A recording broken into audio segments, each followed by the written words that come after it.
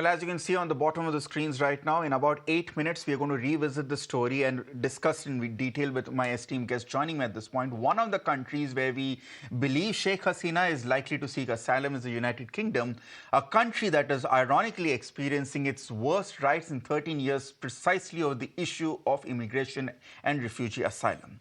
These protests have erupted nationwide in response to disturbances related to child murders and have been stirred up, according to the UK Prime Minister, by far-right extremists. The chaos sparked by false information about a mass stabbing that claimed the lives of 3 young girls has led to violent protests and confrontations with police in cities such as Liverpool, Manchester and Leeds. UK Prime Minister Keir Starmer has denounced the assault on the hotel accommodating asylum seekers, calling it a far-right thuggery. He has also pledged to take all necessary measures to ensure that those responsible are held accountable.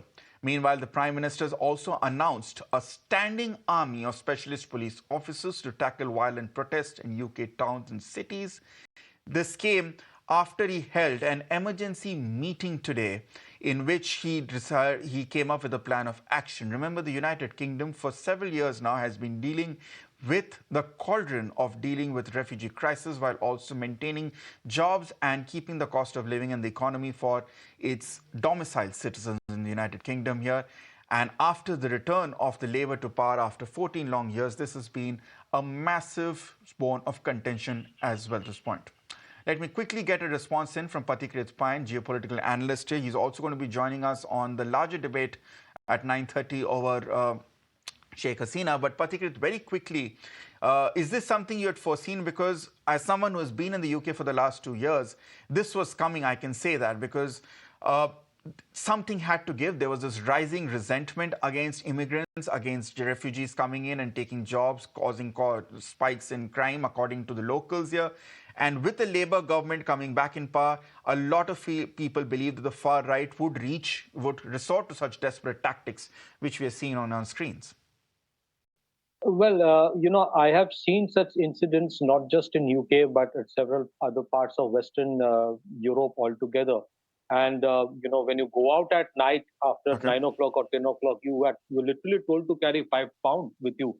Otherwise, if you're caught, you can get brutally assaulted. So, frankly speaking, there is a limitation to the number of immigrants you can bring in. Now, when the proportion goes beyond the point and it creates societal chaos, demographic chaos, invariably it leads to one kind of chaos giving rise to counter reactions which are equally vengeful, and that is what UK is facing today. The writing was on the wall when the Labour actually won the election. It was presumed that Labour would be soft on the immigrants, and sometimes some kind of crimes when they are committed, the kind of action that should have been taken by the Kramer government, those were not taken. Eventually, there were counter reaction, but I think this was a pot waiting to be boiling for a long period of time. It is just that it has started venting out.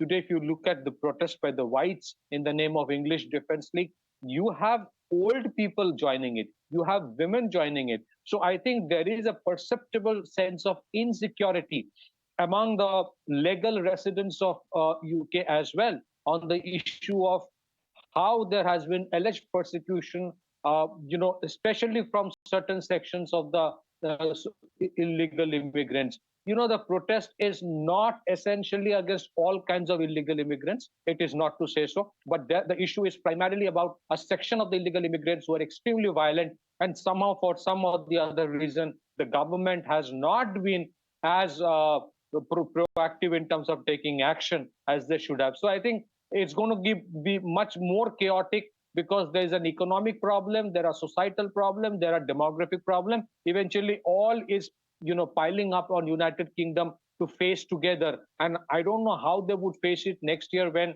the recessionary pressures will be even more, and the potential possibility of the Russia-Ukraine war expanding its food landscape into more parts of Europe coming in.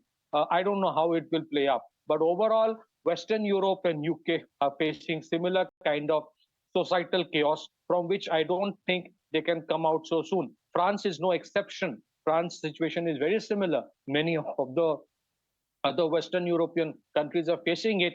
They have brought in illegal immigrants, but they're finding it difficult to amalgamate them. Cultural differences are profound. They simply don't tolerate each other. That is the point. I think from lived experiences, it's not as nuanced necessarily in terms of some, I mean, illegal immigrants being a cause of concern, because what we are seeing in the United Kingdom is a very unfortunately racist outbreak against anyone who they do not see as white. It may be people who have been staying in the United Kingdom for years. It may be people who have come legally. It may be people who they perceive are out there to steal the jobs. It's a very unfortunate situation that's happening in the United Kingdom. And what we are seeing is unprecedented in India. It's time for a short break on that point. But we are going to return to a big focus of what we saw today in Bangladesh with Pathikrit and my other guests joining me at this point. Stay tuned to The Nation at 9.